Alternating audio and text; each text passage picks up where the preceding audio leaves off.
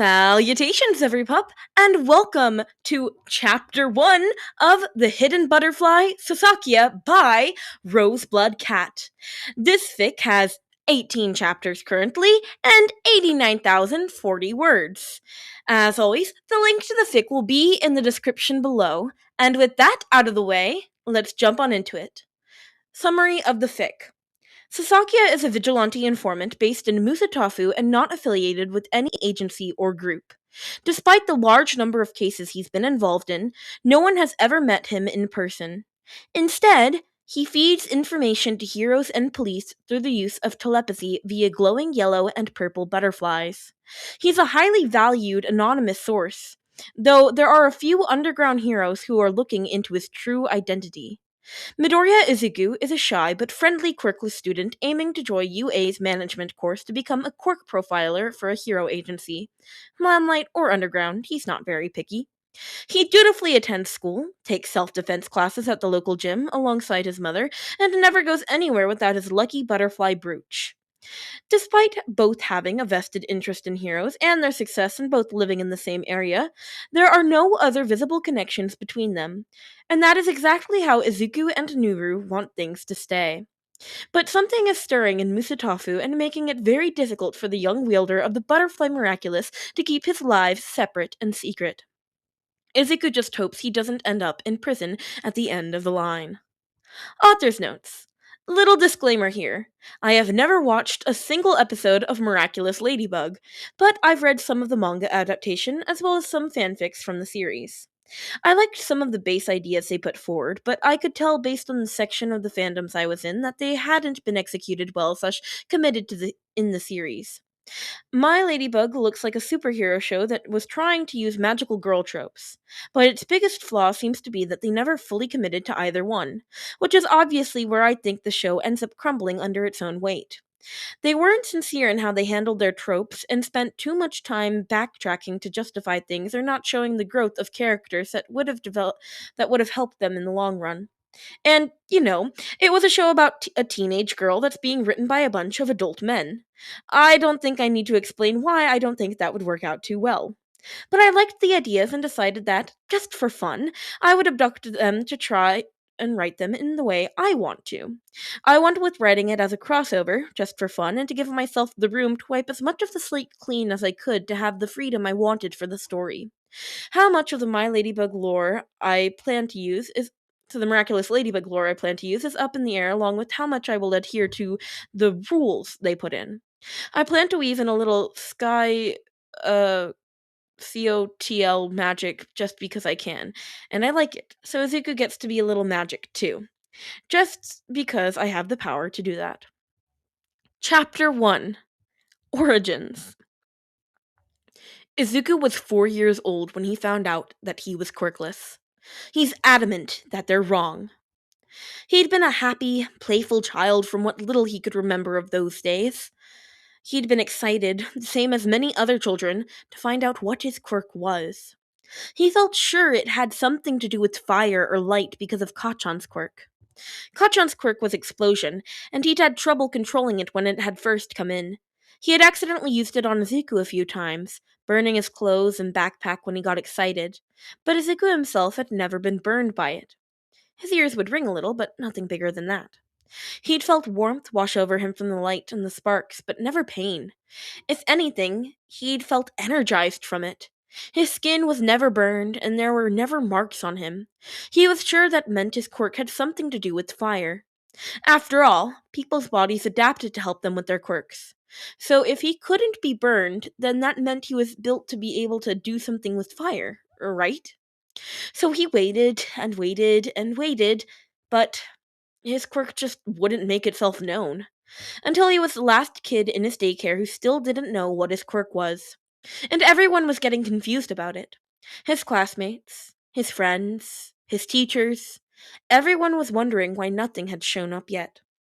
So his mom took him to the doctor, deciding that they couldn't just sit and wait anymore. It was time they got an answer. After all the tests, the x-rays, everything, they told him he was quirkless. But he wasn't quirkless! Kachan couldn't burn him. That had to mean he had a quirk. His quirk let him not get hurt by fire.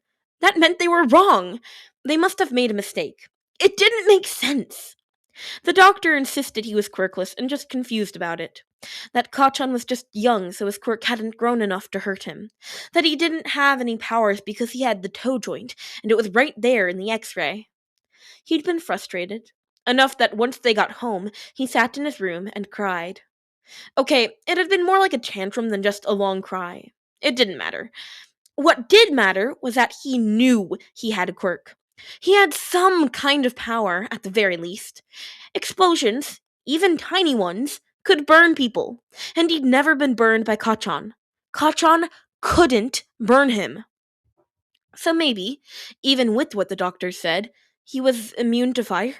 Maybe that was his quirk. Not that anyone seemed to listen to him when he said that.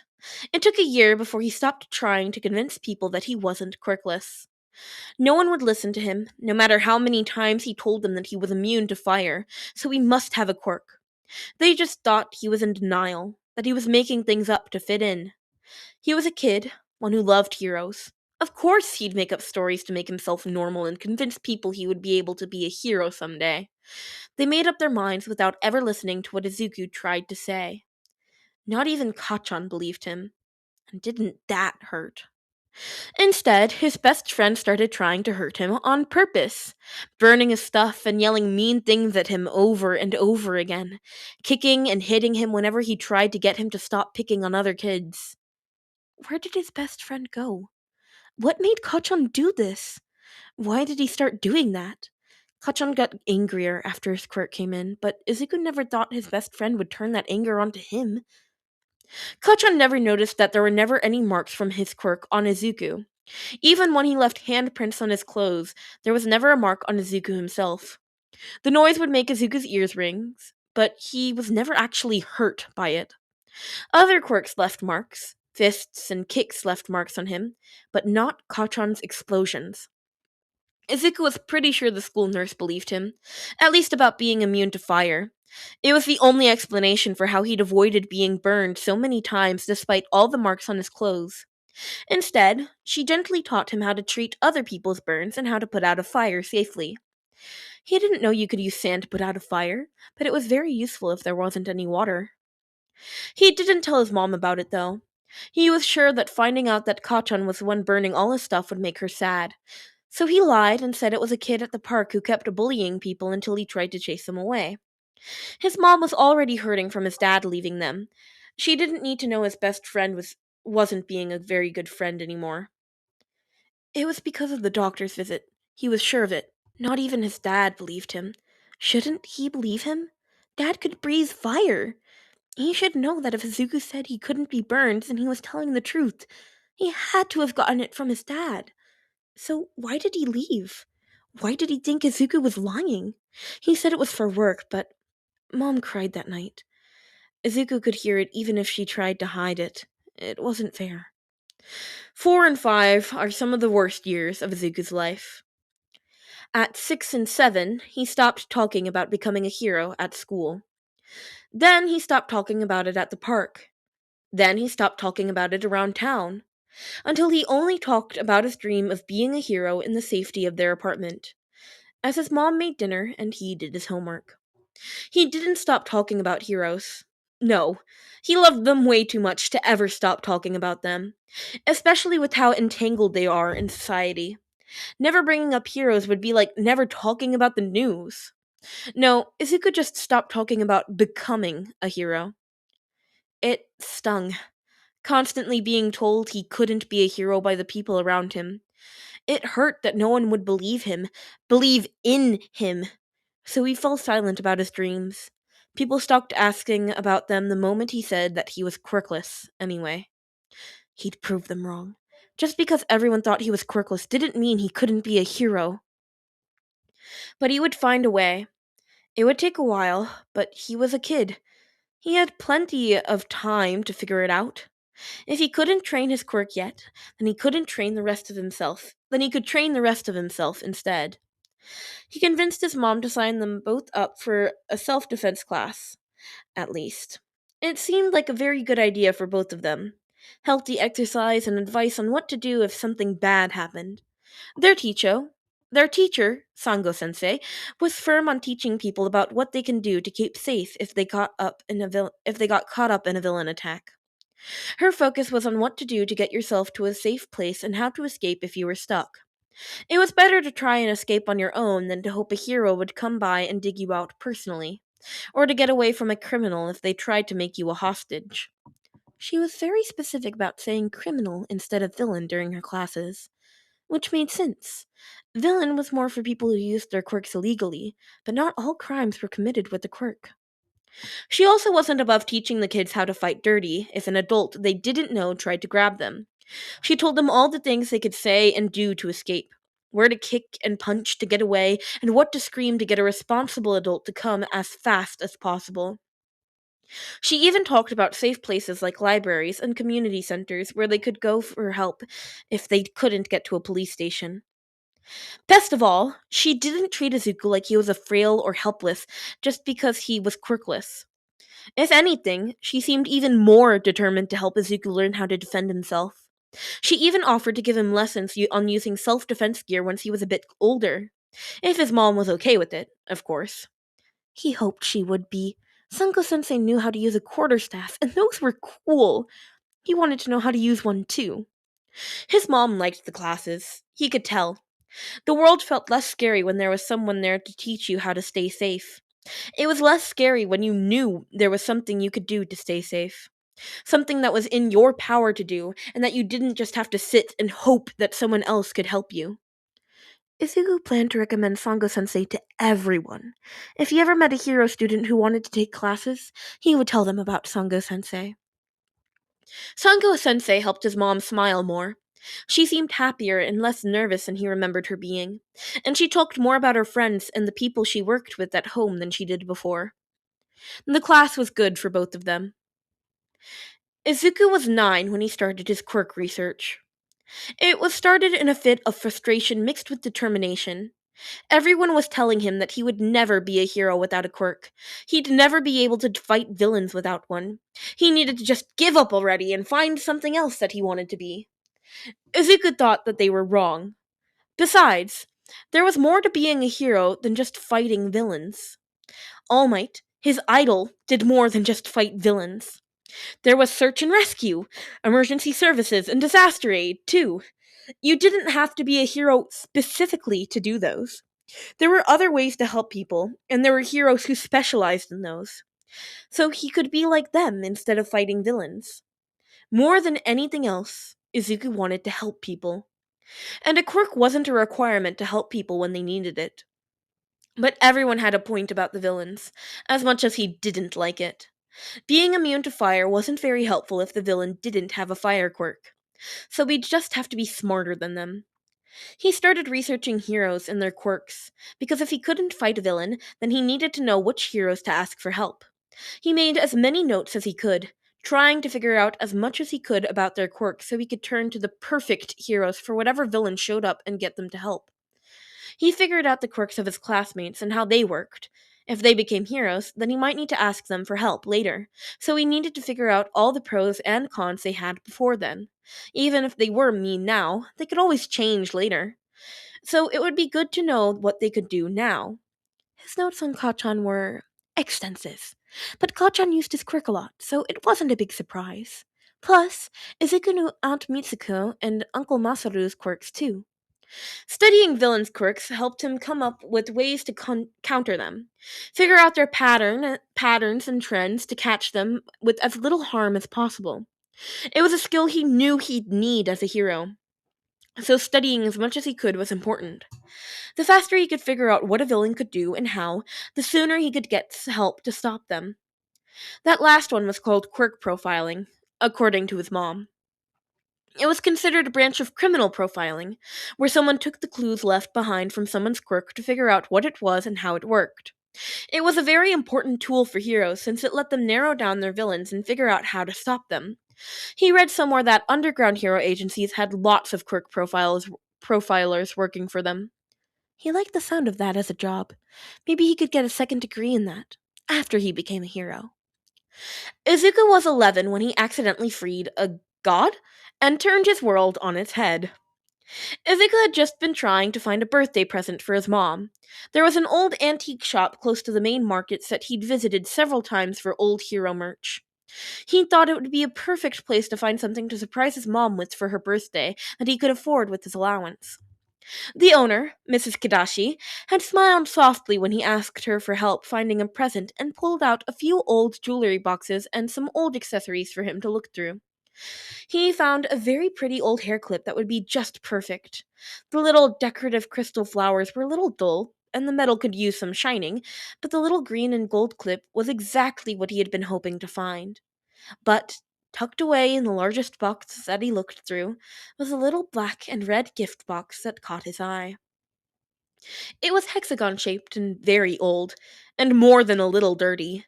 It looked like someone had done a sloppy job of adding a lock to it later, too. The lock was pretty ugly and cheap looking when he compared it to the box it was attached to. Izuku was sure he could get it off without damaging the box. Mrs. Kirashi said she'd gotten the box in an estate sale from someone who used to travel abroad a lot, and she had no idea if there was something inside the box. There was a little rattling inside when it was shaken, so she thought there was something in it, but she had no idea what it could be. She said the lock was surprisingly stubborn for her, and she was too worried about damaging the box in the process. That didn't stop her from letting Izuku take both the clip and the box with him. He carefully hid both from his mother when he came home, deciding that he would use the box to give the clip to his mother once he got it open.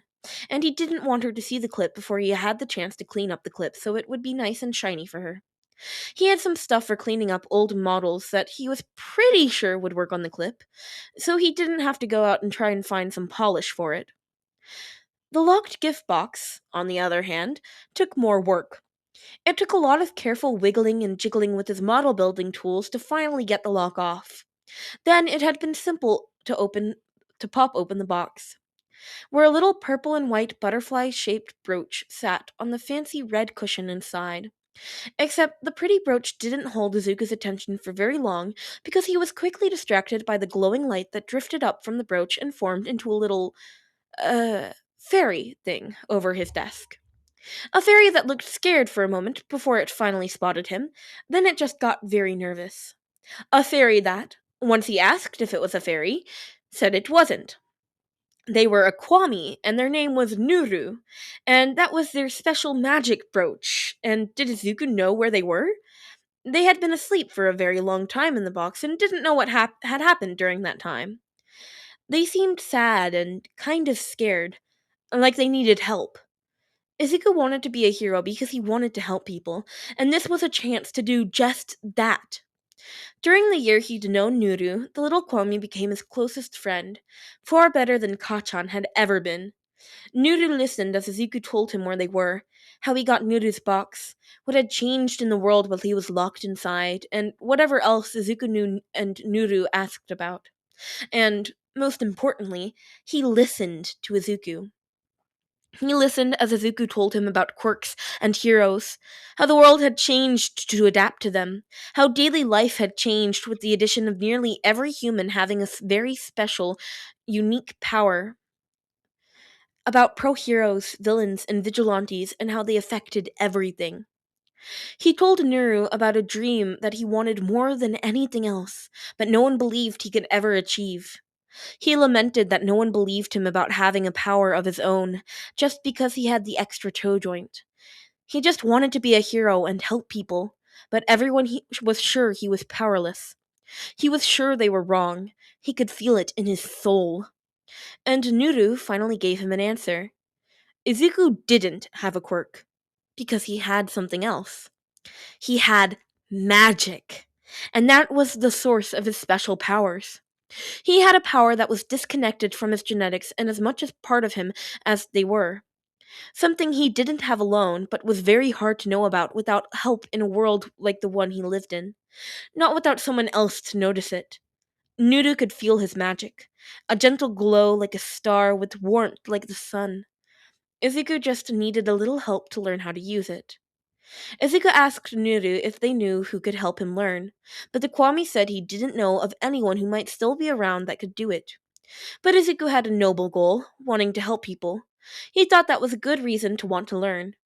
And, for such a noble goal, Nuru was willing to help him. He didn't know much about the gentle magic in Izuku, but he'd be happy to help him where he could. So, under Nuda's tutelage, Izuku began learning about the magic that flowed through his body, flaring out from deeper than his blood and bones. It was some form of light magic, according to Nudu, with a few notes of fire magic to it. It didn't feel like it would be very good for fighting. However, there were other things it was good at. Things that could be just as helpful if he used them in the right way. He could express himself with flares of light around his head and hands, making bright effects to illustrate a point he was trying to make and conjuring small things like little butterflies made of light. Not to mention his immunity to being burned and, as it turned out, being able to draw magic and energy from firelight and sunlight. And, with the right spell, he could use that energy to heal himself. At least, that was what Neuro thought it could do since Izuku's cuts and bruises healed so quickly. But Izuku wasn't very keen on doing anything big to test that theory, nor was the Kwami keen on encouraging the idea. Once Izuku started learning to use his magic properly, he had started to glow. Nothing noticeable with the lights on, but in the dark, he could make out his own light and vaguely see with it. It wasn't much brighter than a few candles, but it radiated from his small body in the dark. Just enough for him to find the bathroom at night without tripping or stepping on anything. He already had ideas for how he would explain his magic when he signed up for UA, if he was caught using it. A light manipulation quirk that was ignored/missed because it was mostly passive protection until he managed to figure it out. But now, with the lessons he'd gotten from Nuru, he was more hesitant about becoming a hero proper. Izuku was able to come up with plenty of ways to use his magic, but it seemed that villain captures would be something he wouldn't be able to do alone. Not without some serious combat training to make up for it, or a ton of support items. Perhaps he could follow another route and be licensed for just a specific type of heroics instead of a general license? Someone could get a license for just search and rescue or just disaster relief. Doing it like that meant you didn't need to go through full heroic schooling, just the lessons that applied to your chosen specialty. It was kind of like being licensed as an EMT instead of a doctor or surgeon. Nuru also taught him about people and places he had never seen before. He told him of heroes from the far past and their bravery and determination to face down evil to build better, happier worlds. The evils they faced, big and small, and the prices they paid to create better futures for the people who came after them. He walked him through languages and stories that could help him build the future he wanted to live. Folk stories and fables that shaped different parts of the world. The trials and tribulations that shaped the countries they came from, and how they interacted with the rest of the world beyond them. And, eventually, Nuda confided what it meant to be a Kwami and the power of the miraculous that Izuku had been caring for. That he was a concept of the universe given life and form, that he was the embodiment of transmission and transformation, that his powers had been used and abused in the past to hurt the world he had wanted to be part of, as more than an unseen watcher. That he had been forced to see and feel the ways his power has been used to hurt friends and strangers alike. That he still grieved for the people who had been irreparably hurt by the ones who'd abused his powers. At his heart, he'd wanted his power to be used to help the world blossom and flourish, but he'd been denied that for a long time. Being able to help Izuku use his powers, his hard-earned skills, to help innocent people was one of the happiest things Nuru had done in a very long time.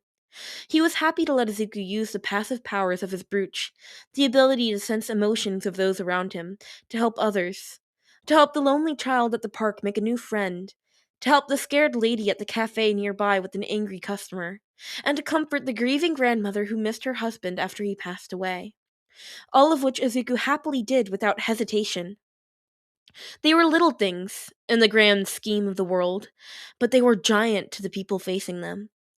Izuku enjoyed every moment of shared happiness from his acts of kindness.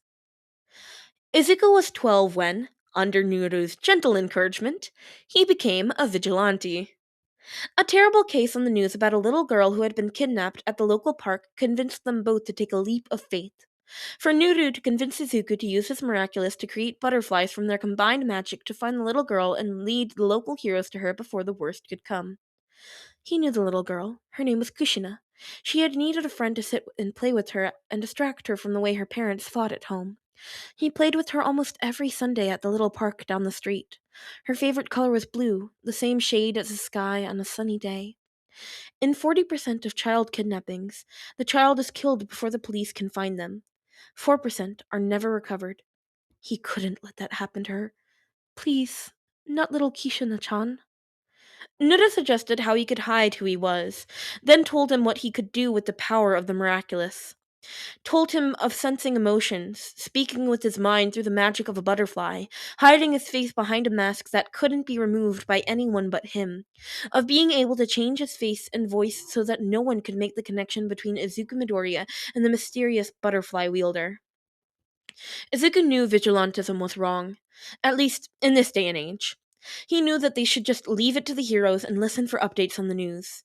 He knew, now at least, that Nuda's powers were dangerous if used wrong, or if he let himself be overly tempted by them. He knew all of this. But there was a desperate family who wanted their little girl back. There was a scared little girl out there who needed help. There was a criminal who had snatched her away and was threatening her family. And the power to help them was sitting innocently on his desk, waiting to be put on and used to do good. It was risky. It was dangerous. It would get him in so much trouble if he were caught. Except, he wanted to help people, to save them, to prove that, even in the darkest times, there was still a spark of hope. So, was it really a choice? So Izuku yanked his notebooks from their shelves, picking and choosing elements from past butterflies and the people they'd changed that Nuru had told him about, and came up with a costume. He thought of little edits to hide who he was from anyone he would speak to, and anyone who might spot him as he slipped through the night to get closer to the kidnapping area. It was, after all, the little details that made the best disguises. He made himself look and sound just a little bit older. Not an adult. He didn't think he could ever pass for an adult. But he could change enough to seem a few years older than he actually was. A few inches taller than he was, cheeks a little less rounded than they were, a voice that was just a bit deeper than it currently was, making his hair long enough to be tied back and changing the color to look more black than the natural green he shared with his mother. Clothes that hid his body shape just enough to keep someone from guessing how much muscle he had or how broad his shoulders might be. A theme that most wouldn't think was the brainchild of a purely Japanese teenager. All of them came together to create a person, a possibly high school-aged teenager that no one would know was actually a 12-year-old Midoriya Izuku. He snuck out into the crisp night air and used his new senses and his butterflies to find Kushina and her kidnapper, and then used them to lead the police to the very door that they'd been hidden behind. He'd forgotten to pick a name before heading out that night, admitting that he hadn't thought of one when speaking into the mind of the detective on the case, when he told them where the kidnapper and his victim were. He was lucky that the man had taken him at his word and gone where Izuku told him to go. By morning, little Kushina was safely returned to her parents, and the neighborhood celebrated that she had come home. Technically, Izuku had committed vigilantism. He had used his powers to be involved in solving a crime when he didn't have a license. The detective had thanked him but warned him that he shouldn't get involved again. He couldn't arrest Izuku, after all, since he wasn't physically there and the detective didn't have a name for him. Izuku didn't regret it. There had been a rush from what he'd done, both fear and excitement when he'd first slipped out, then knee-weakening relief when Kushina was safe in the arms of her family. But the city was full of powerful emotions, anger and fear and hate, and so much more. Things that Izuku and Nuru could feel bubbling away under the surface that so easily came to pass simply because help didn't know to come sooner. They couldn't help acting again, and again, and again, until Izuku finally came up with a name for the person behind the butterflies, and both heroes and officers alike knew it, and both started keeping eyes out for glowing butterflies fluttering through the night sky. He had a double life, and it was worth every second. Author's notes. I see a lot of people who are doing Izuku always have him being very hands-on in his involvement with heroes, which suits the canon version of him, being All Might's protege and all, but I rarely see people playing with the alternative ways his quirk analysis skills could be put into play. I thought it would be interesting to use Izuku's skills in a slightly different way by having him take up a role as a quirk profiler, and studying hero quirks to come up with ways to best employ them in various situations. This Izuku is going to play more of a mysterious informant role with his use of the butterfly miraculous, instead of going out and hunting down criminals/villains himself. I think that would suit his miraculous and analytical skills better. So that's how this fic is going to work. Plus, I think it would be an interesting way for Izuku to drive heroes up the wall. Faceless informant who knows way too much, but is stupidly polite while telling them things. Just remember, guys, this story is a lark. It's purely for fun. I have no idea how much I will/can write before the muse leaves, or where I'm gonna go with it. I have a few key things I want to do, so at the very least, I want to write those parts out. My writing doc is all over the place, but that's fine by me. Anyway, I hope y'all think it's as interesting as I do. I welcome any fun/funny thoughts people want to throw at me for this. Still, have no idea how I'm gonna do identity reveals or kamikos, the non-evil akumas, but whatever. Suggestions for those are welcome too. And that's a wrap on Chapter 1 of The Hidden Butterfly, Sasakia, by RoseBloodCat. I forgot the name for a second, my bad. This was a very fun first chapter.